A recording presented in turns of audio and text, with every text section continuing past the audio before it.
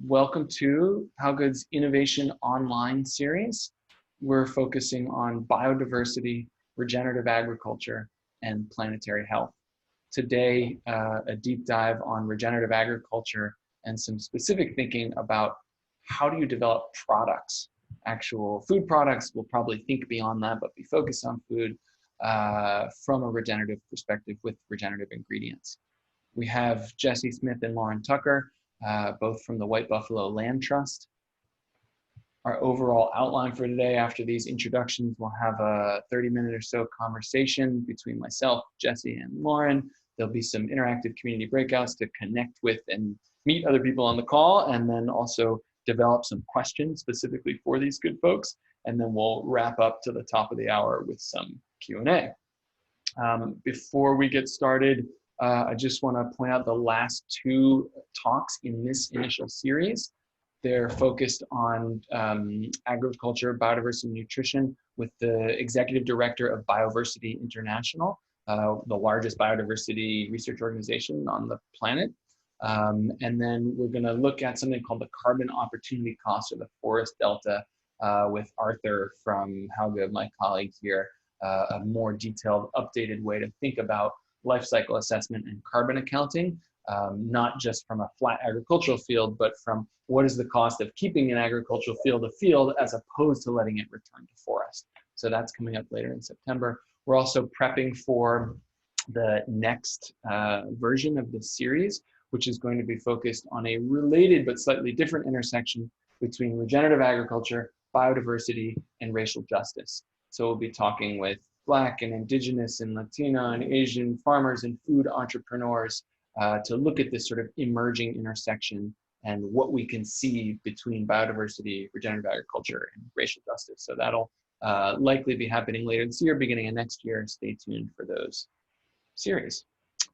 I'm going to stop share. Welcome, everybody. I'm Ethan Solovev, Chief Innovation Officer at How Good, and I'm very glad to welcome Lauren Tucker and Jesse Smith from the White Buffalo Land Trust.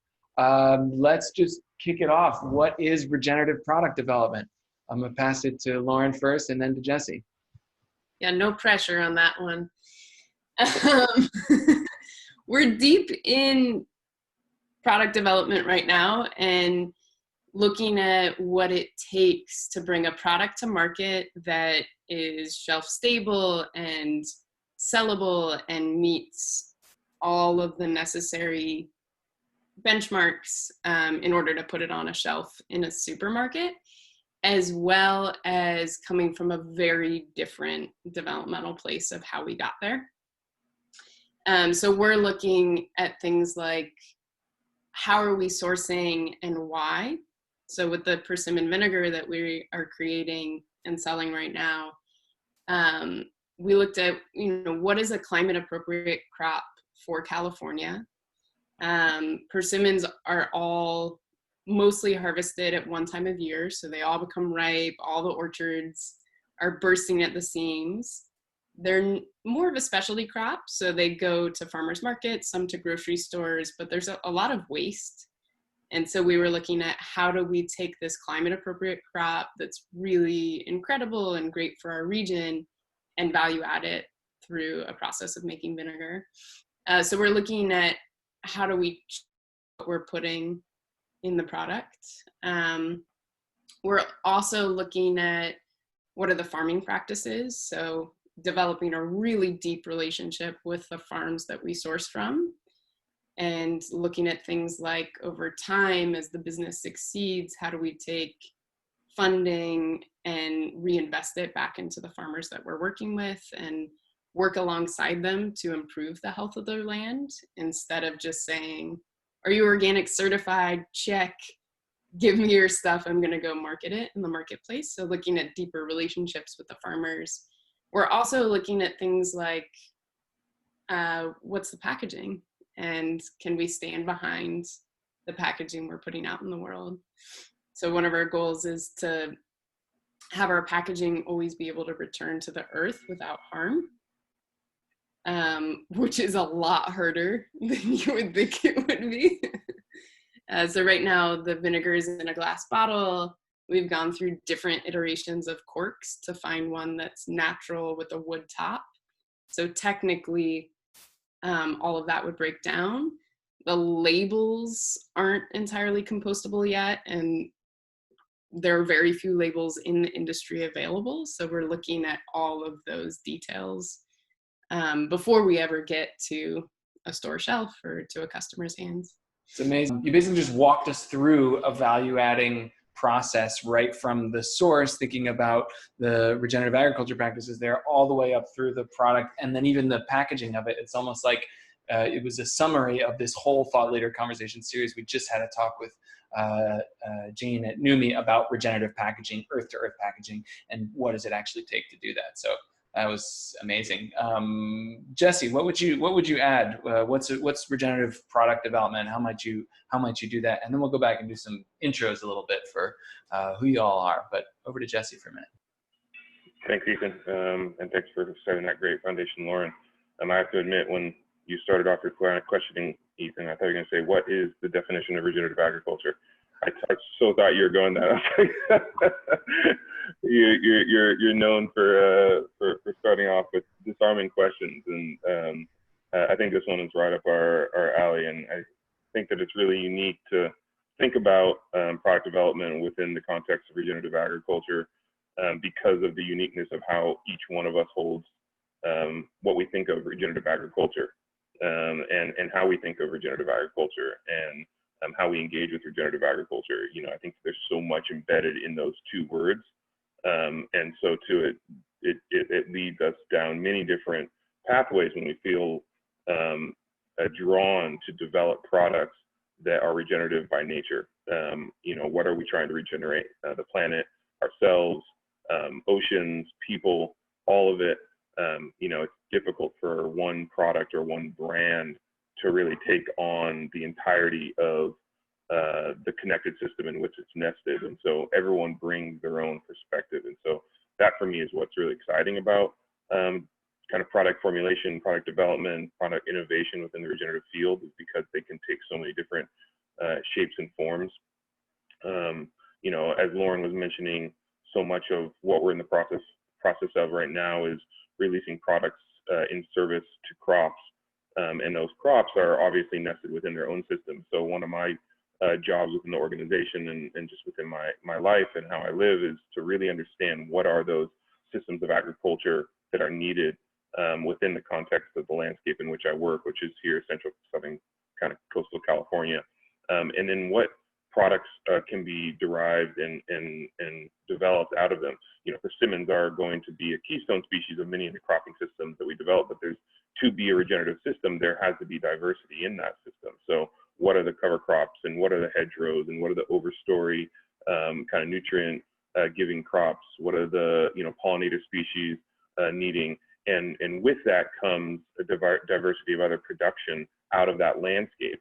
And it's always difficult for me to see the products and service of the crop separate from the crop and service of a holistic system. So how do we start to incorporate those other elements into our product formulation, whether it be for flavor, medicinal purposes, color, you know, multiple SKUs are always what, you know, retailers want on the shelf.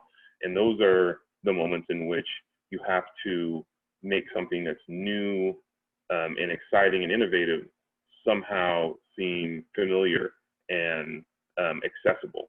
And, you know, we had this great conversation with someone recently, and they were speaking about our product that we're bringing to market and reaffirming the fact that, you know, we were on the right track. But if we were going to be bringing products to market that were unfamiliar and new to many people culturally, you know, we had to somehow package them in a way that was readily accessible, something that was not a far cry from their cultural practices. And so, you know, our first product in the marketplace was persimmon vinegar.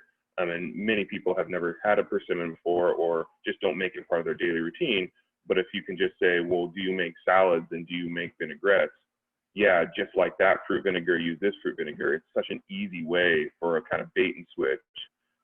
But then the other side of things, which I really appreciate, is instead of making kind of specialty crops, you know, packaged in a way that are accessible, are taking, you know, commodity crops and producing them or raising them in a way that is regenerative, and then packaging them in new innovative ways.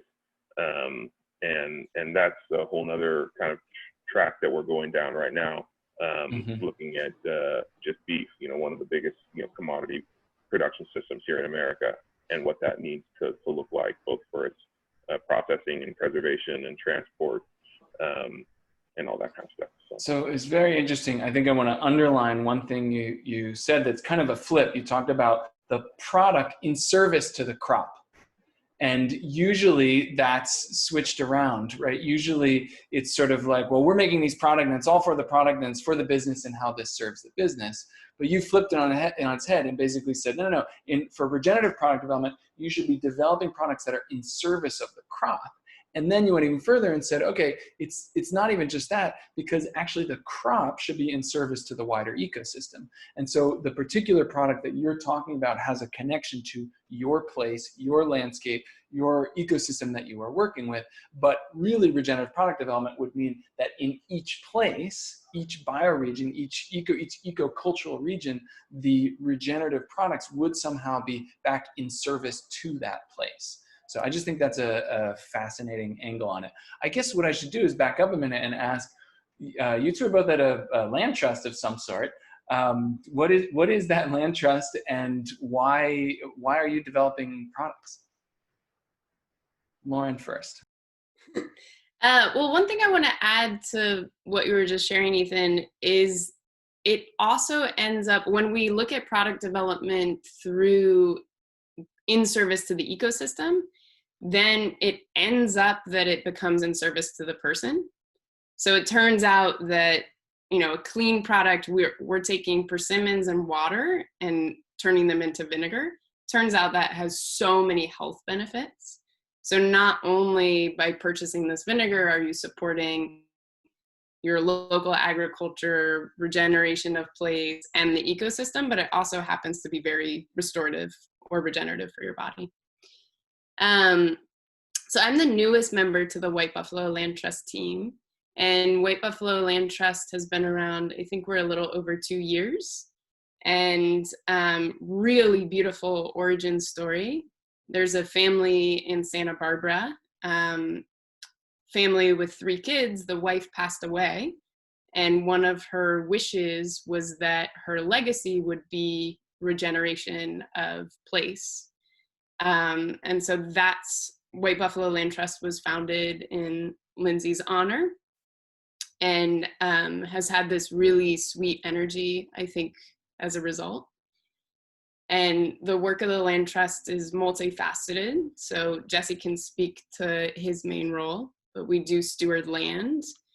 We're raising funds right now to steward a much larger piece of land, 1,000-acre ranch on the Central Coast, and that will become an educational center and a place where farmers can learn about regenerative agriculture, can come take courses, as well as a way for us to test and trial science and what does regenerative agriculture look in our specific region, because every region is very different, and Central California is, very unique and different from other places where we see regen ag.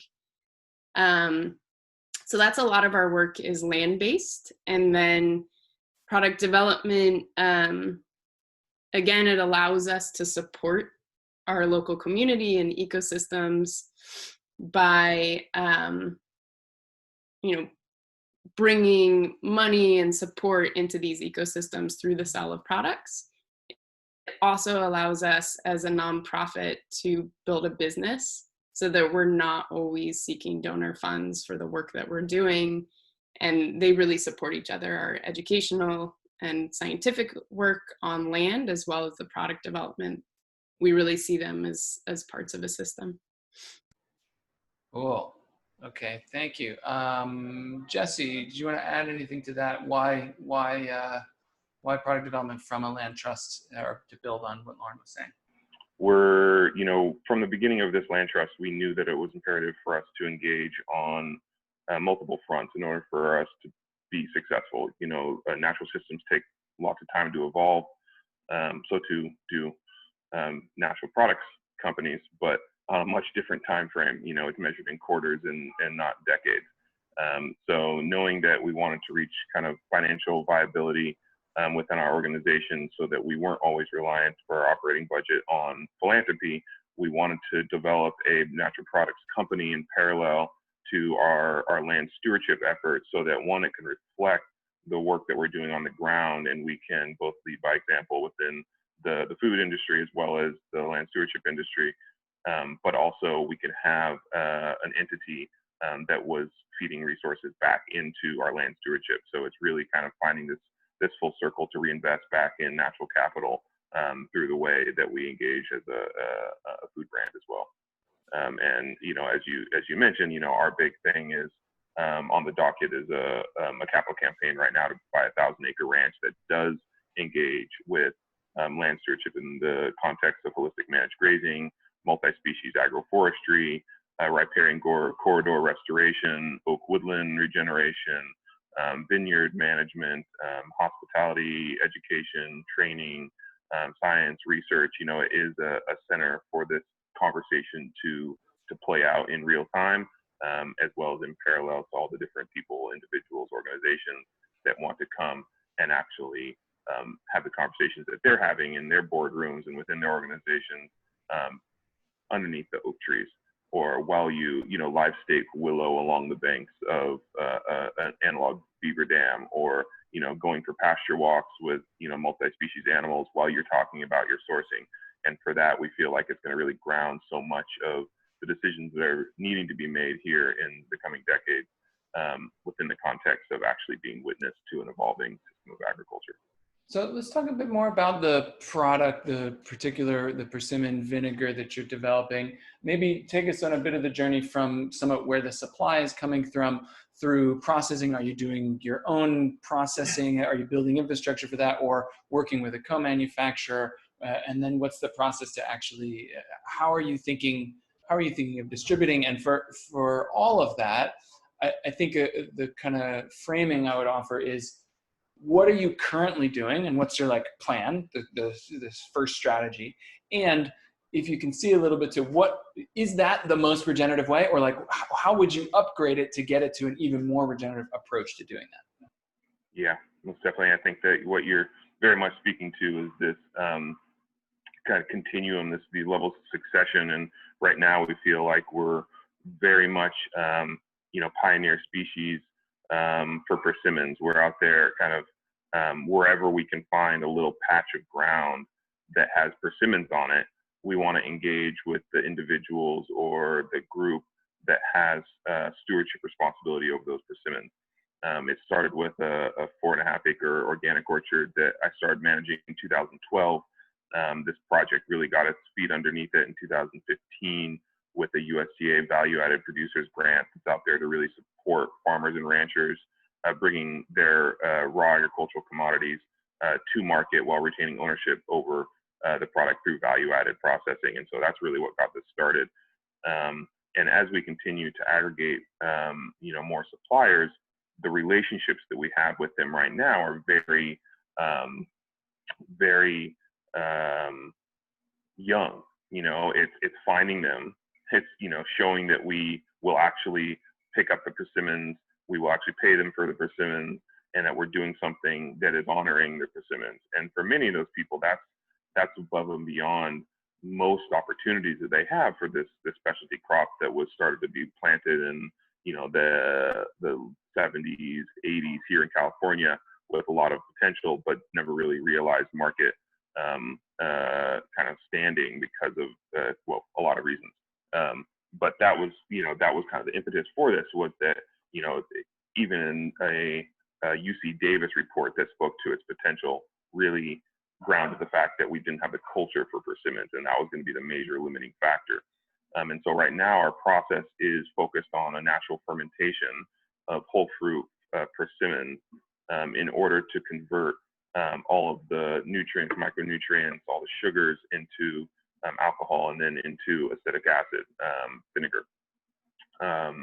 And through that process, we retain so much of the health benefits, the flavor, the color, and then we currently barrel age in an oak wine barrels. We're in Santa Barbara, California, We have an amazing wine industry. There's tons of, whether it's old Chardonnay or Pinot barrels that are all neutral and have gone through their life cycle that are, suspected of not giving the characteristics to the wine that the winemaker would want, but are perfect for a neutral barrel for us to be able to age our persimmons in. We're also currently purchasing both Fuyu, if anyone's familiar with persimmons, both Fuyu persimmons and Hachaya persimmons, so the kind of crunchy, fresh apple type, as well as the soft, gooey, mushy, kind of astringent type. For us, both of them are able to go through this natural fermentation process. So for those who have larger orchards with the astringent persimmon, it's almost impossible to get those things to market without them going to mush. And for us, we can take them in bulk and ferment them all. So once again, being able to take all grades of fruit, all types of fruit, and that's just adding to the complexity and the diversity of our flavor.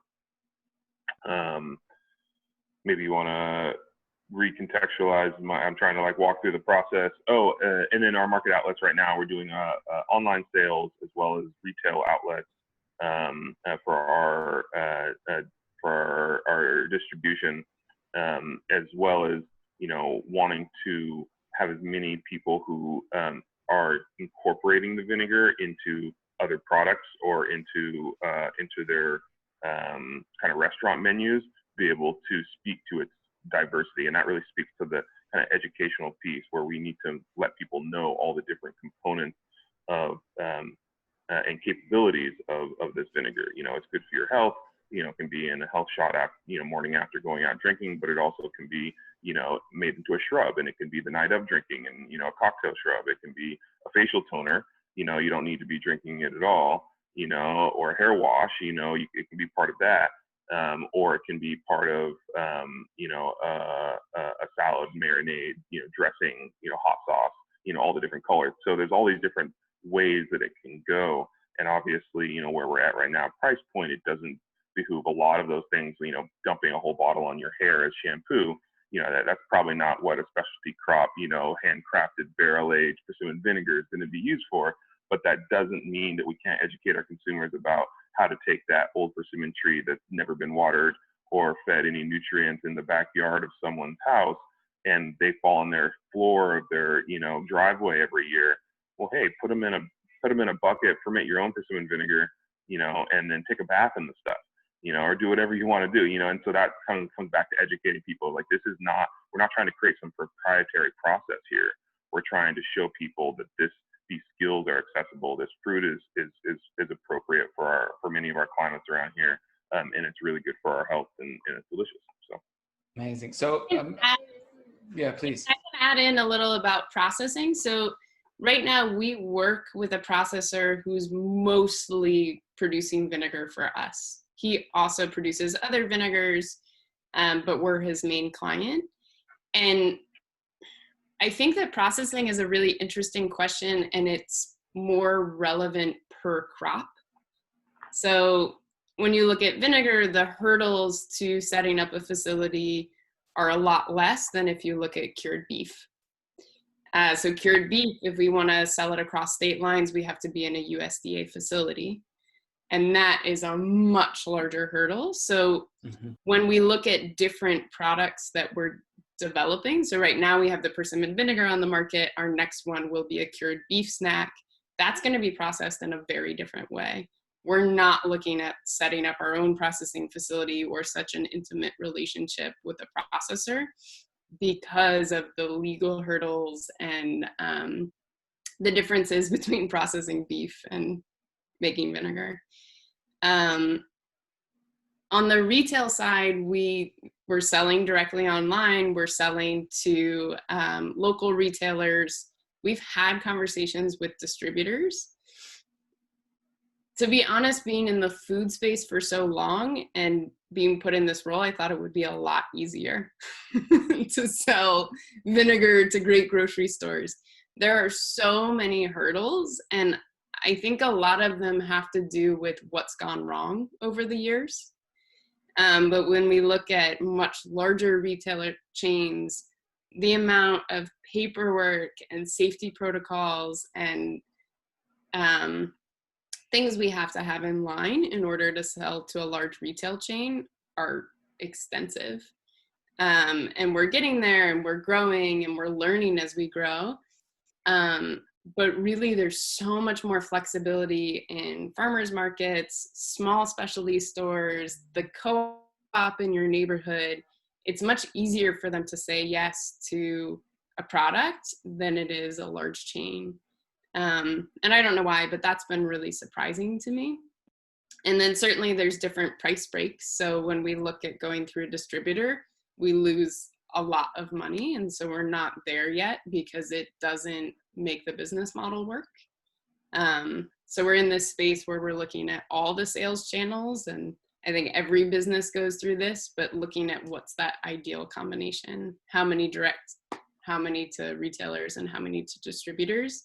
And if you get that mix right, then you have a profitable business. So it's really interesting. I mean, we're talking here about the development from the ground up of a product that has regeneration at its core. You're thinking about the regenerative agriculture nature of how the crops themselves are being grown, and starting small, as opposed to a lot of what we're seeing in the wider industry now, including some of our other guests on these conversations, are starting with really large scale production, significant amounts, huge row crops, and thinking, how do we move this towards regeneration? How can we get some more regeneration into our supply chain and those sort of effects? But they're already starting with something that was not designed to be regenerative from the beginning. Then on the other hand, they already have global distribution, every store, huge household penetration across the US and beyond. And so there's this balance here, and it's really interesting to hear from a very small scale, starting up and growing it from a regenerative perspective. I'm curious if you have any thoughts about how to, bring those two closer together. How do you either jump in your scale, or what might you invite from some of the much larger producers who want to go towards regenerative? How should they go about it to take some of the lessons you're learning on a small scale and sort of keep that alive as well? Yeah, it's funny. I was really excited to jump into product development after years in education around healthy soils and regenerative ag, because over the years I've worked with so many large brands, and all of the conversations around how do you start moving in the direction of regeneration, and looking at these large brands, a lot of them don't even know down to the farm level. So most of them are buying from, they're buying a commodity. So that it gets sold to them. They have no traceability back to the farm. And so that's one place that they can start. And they have these advantages as far as, market penetration and all the things you mentioned, but they're really starting from a disadvantage as far as going all the way back to thinking how their product impacts an ecosystem. But then now that I'm on the other side, building it from the ground up, I see all the challenges. Like, I really thought I had this idealistic view that we just need more regenerative products in the marketplace. And as soon as they're available, they'll be really easy to sell because people want them. Now I realize how much larger our marketing budget should be in order to make that a reality. And really, truly how hard it is to get a journalist to write about us. And how many days it takes me running around to grocery stores, having people try vinegar to have them say yes. So, I'm not sure I'm answering your question, but there certainly is a tension between the two sides. Something we're doing is we're starting 2 different projects that are crop specific. And I think what could be cool is eventually to develop products out of those. So we're working right now on building a cotton coalition with multiple brands that are interested in investing in local California cotton production, where their investment helps shift farm practices, where they eventually get cloth that they put into their supply. And I think working with a coalition of brands to bring a product to market then will allow us to do the same. We're also working on an almond project, and with a large company that I can't announce yet, but we're very close to sharing that. And that project will allow us to commit to a farm, an almond farm for 5 years, be able to innovate practices, do science, and they're going to pull those almonds through into their supply. And then that we're hoping will help encourage other conversations with other brands, other farmers. So then we're moving the industry at the same time, and then we could decide to, take those learnings and create an almond-based product. So I think when we look at working on multiple layers of the system as an organization, then we're not just like struggling to roll a ball up the hill. We're working with the big players at the same time as working on, knocking on doors and selling vinegar. Awesome. Cool. Jesse, what would you add to that? Yeah, I mean, I think that Lauren just spoke very eloquently to some of the projects that have us on the other side of the spectrum, looking at cotton and almonds, and I would throw beef in there as well. And we really wanted to find these nodal points where we could find pressure applied in the right point, making a change within a larger industry in order to start to show and demonstrate what progress can be made from a regenerative perspective within them. Well, as on the other side of things, if I asked everyone here on this call to raise their hand if they had had a fresh persimmon in the last 12 months, or have you ever eaten a jujube off of a tree, or when was the last time you ate fresh mulberries? Like maybe half of the people, if a quarter of the people, would be able to raise their hand. And so those are industries that are nascent because of the role that those plants play within our ecosystem, but they have so much potential within the product marketplace, whether it be dried or juice or fermented or distilled or cured, and then on the other side of the thing, of the spectrum, we look at cotton, beef, and almonds, and we just look at the immense amount of resources that are poured into those industries, and we see the opportunity to one little shift, one little leverage point that unlocks the potential to grow or to produce in a different way has huge, huge ramifications across the industry. And so we feel that it's not an either or. We have to do both. We have to have those conversations across multiple channels. And so, I think that for us, it's important to both grow a small food brand quickly, from kind of innovation of unfamiliar crops, as well as from the perspective of, you have, 80,000 acres that you want to transition to a multi-species heritage no-till grain. Can we help bring that into a supply line for a distilled spirit that can capture all of that in once? And, we can all sit around and speak about integrating more perennial crops or, animals and grazing as the next level of their regenerative transition. But right now it's just around no-till and, heritage grain. And so, those are kind of those little small pieces that we're looking for. Yeah, it sounds like in both examples, the sort of reconciler that you're proposing between this small scale growing up and this large scale trying to figure out how to actually have a more regenerative impact, the reconciler is sort of the ecosystem approach of gathering and sort of coalitionizing at that at the in-between point to be working on and building up the effects on the ground, but then also helping to scale maybe some of the smaller stuff that you're seeing and working on. What do you think sort of the longer term vision is? You spoke to it a little bit before, and maybe this is an ecosystem response as well, where it's not just the persimmon vinegar, but there's other products from that ecosystem that you would be, developing and selling, as opposed to launching a whole, the standard approach in natural food would be, I launched one vinegar, next I do a mulberry vinegar, next I do another kind of vinegar. But you're more saying, like, what are the products that could come from the ecosystem that the persimmon is growing in? And is your vision to grow that out? Do you want to reach a mid or a huge company scale? Talk a bit about that sort of longer term image that you have for where you're heading with all this. Yeah, I mean, Lauren, let me just speak there, because you actually just painted a picture for me, Ethan. I'll hand it over to you, Lauren. One is funny because I have this kind of like tactile understanding of where we are now and where our next step is, but you know, trying to get someone to explain what the full expression of regenerative system is like trying to explain where the next leap in evolution is going to take you. You know, like that's all TBD.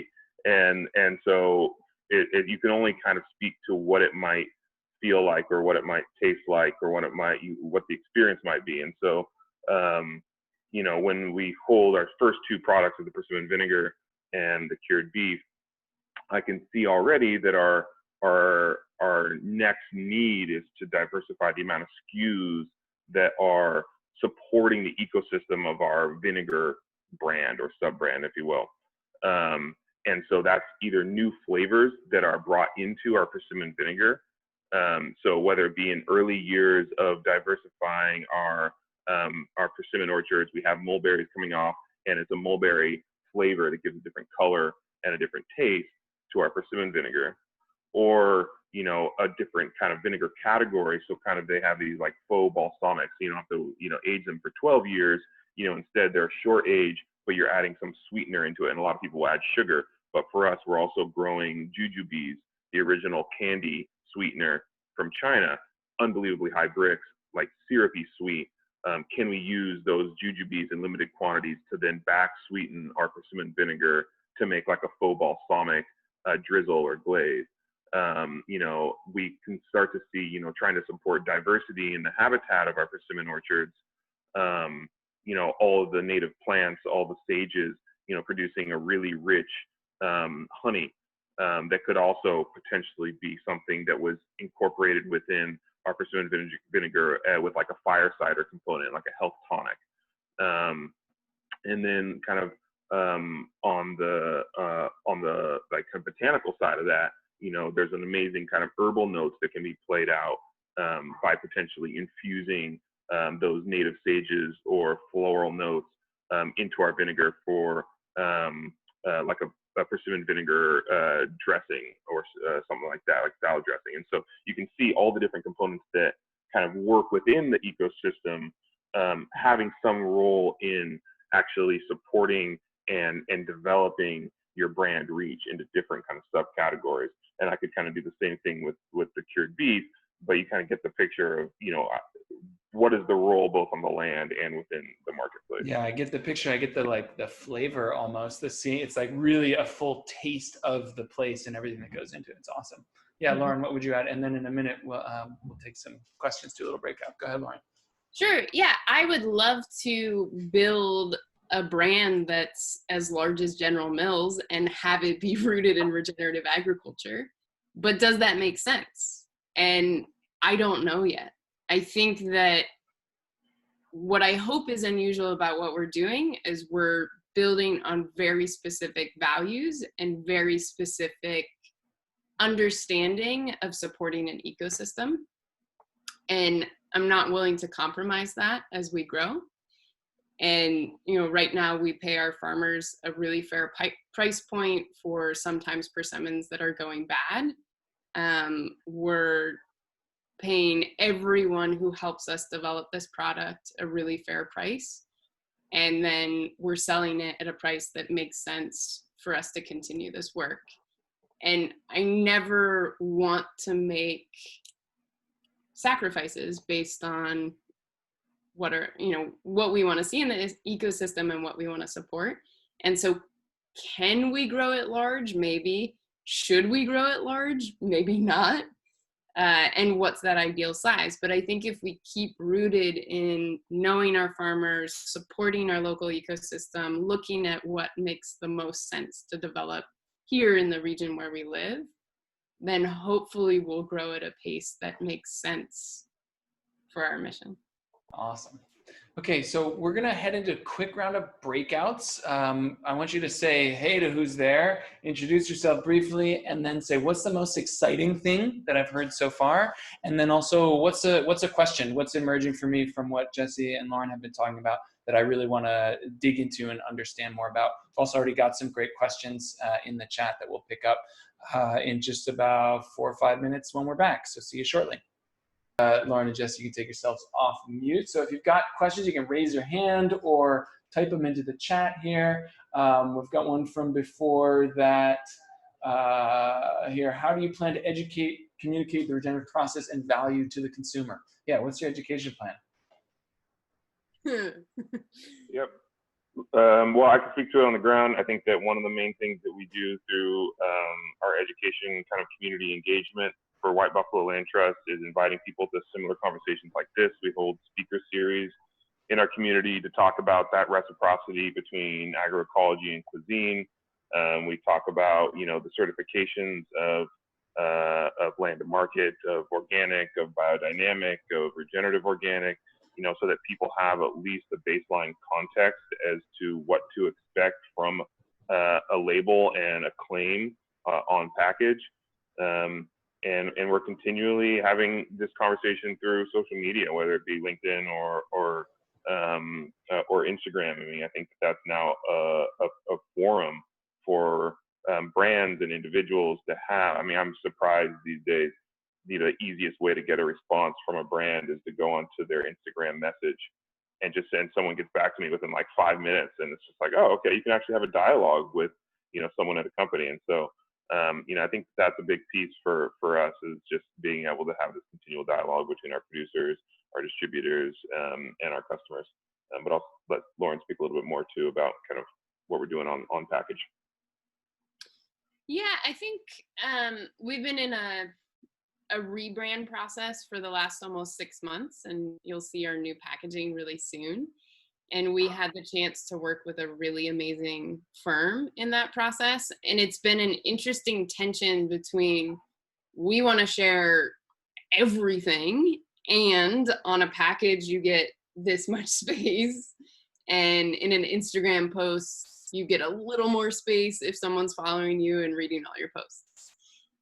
So we're dealing with, you know, what would make someone pick up the bottle, and then if they pick the bottle and try it and love it, are they excited enough to follow us on Instagram? And then if they are, can we develop a conversation that's ongoing and more lifestyle based than just, you know, promoting our product? And I think it's a huge challenge, and I don't think I have an answer to it. Right now, we're playing with a lot of different things to see what messaging resonates and what has someone kind of enter our ecosystem and stick with us on the journey. Awesome. Yeah, and really, if you don't mind, if I add too, one thing that's really popped up for us in this process with the branding agency, and by, you know, Lauren said it's a great branding agency, and I think that what makes that is that they ask really, really good questions of us to be clear around who our target audience is and how we want to speak to them. And kind of there's this great kind of gradient sliding scale of like, you know, how complex we want our messaging to be versus, you know, how simple, and, you know, where the clarity lies in between that. And are we speaking to them about their health, or are we talking to them about ecosystem health? Are they buying this because it's delicious? Or are they buying it because it's saving the world? Are they buying it to support farmers? Or are they buying it to support their community? Like, you know, where are we trying to find this place in people's hearts and minds and pocketbooks, and understanding that the motivation that arises when they're, you know, at home during COVID on Instagram that might buy, you know, a bottle of, you know, specialty vinegar changes drastically when they're, you know, at 5:30, they got to get home to the kids, and they're at the grocery store and they're trying to fill up a cart of food. And that same person may have completely different motivators to either buy that product or not buy that product in those different contexts. And where do you find the communication on that package to be able to speak to them in the right moment at the right time? There's a really interesting question here from Ariana that's saying, for people who aren't necessarily as connected to agriculture, farming currently, but you still have to develop these relationships. So would you recommend like building relationships with individual farmers and then, you know, going with the products that they're producing and sort of designing out of that? Or would you choose a product or a crop that you want to work with and then go find the farmers to match it? I don't know. And I think my experience of getting to know our local food system has been a long evolving journey. And a lot of it for me started at farmers markets and just spending time around people who are producing food and are coming to a place every week to interface with the public.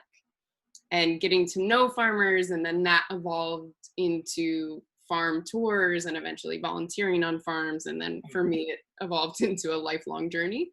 But I think there's something to getting to know your local food system, and all the farmers I know, the majority of them are super happy to talk, connect, share about what they're up to, especially when they're in a forum like a farmer's market where they're standing there for 7 hours.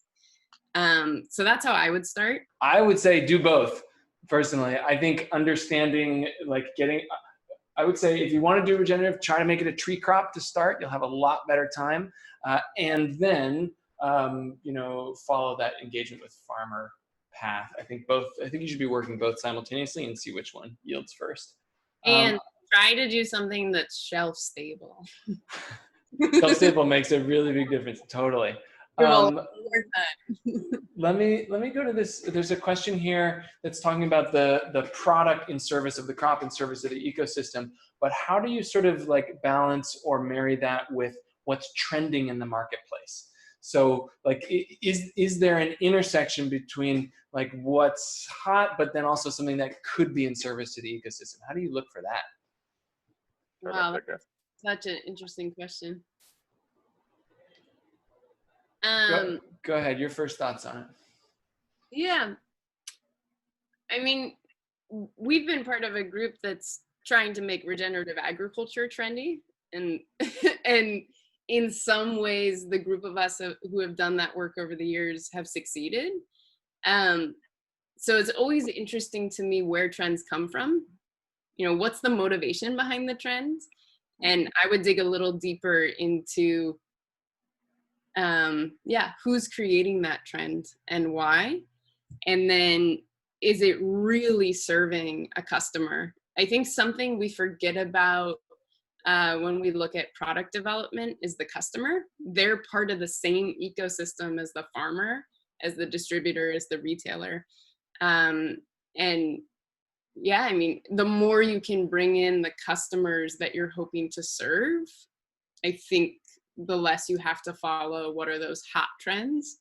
But then, yeah, some trends are great and there may be regenerative ways to do them, but who's starting the trends and why? Yeah, go. I think you can go start the trend yourself too. It's also something fun. Jess, are you back with us? Yeah, I'm back. Sorry about that, y'all. No worries.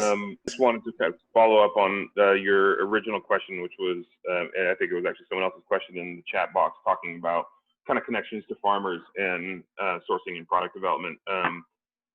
One of the contexts in which Ethan and I first met was through a organization that he co-founded called Genesis International, and so much of the work that they did, I felt, was grounded in the supply system assessment that they provided to brands and to businesses. And I've continued to use that in the work that we do to understand the sourcing of a kind of a keystone ingredient. If you're, a chocolate company, then it's cacao. If, you're making beef snacks, and obviously it's your protein, and understanding where that landscape is that produces it. And so, many people are divorced from that production. The best they can ask for is a country of origin and potentially conventional or organic or biodynamic or something like that. But it's important to dive down deeper and understand what is the production methodology within that region. What are the kind of hurdles and the barriers for the communities in order to do it in a way that supports their health and provides the diversity for their foods and staples, so that you can understand a little bit better how your brand needs to engage with that production ecosystem. How do you need to source? Who do you need to source from? What other products may you need to source?